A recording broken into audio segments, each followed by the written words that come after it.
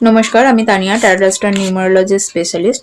তো বর্তমানে আপনারা যারা মকর রাশির আছেন, চলুন জেনে নিই তাদের কেমন যাবে এই মাসটা। আচ্ছা, আপনাদের কিন্তু এই দুটো কার্ড বেরিয়েছে, ঠিক আছে? তো চলুন রিডিংটা জেনে নিই।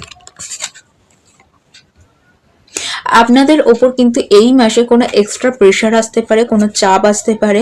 সেটা হতে পারে কাজের জন্য, সেটা হতে পারে আপনাদের হার্ড ওয়ার্কটা আপনাদের কাছে প্রচুর পরিশ্রম হয়ে আপনাদের কাছে প্রতিফলিত হতে পারে, আর অনেক এক্সট্রা রেসপন্সিবিলিটি বাড়বে, ঠিক আছে?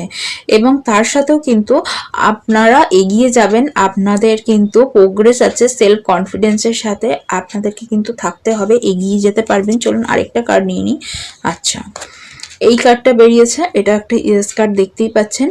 আপনাকে কিন্তু আশাহত হলে চলবে না, আপনাকে আশা রাখতে হবে, ফাস্ট থিঙ্কিং করতে হবে এবং আপনাকে সাকসেসের পথে এগিয়ে যেতে হবে। কিন্তু আপনাকে কোনোভাবে হচ্ছে না, হবে না, এই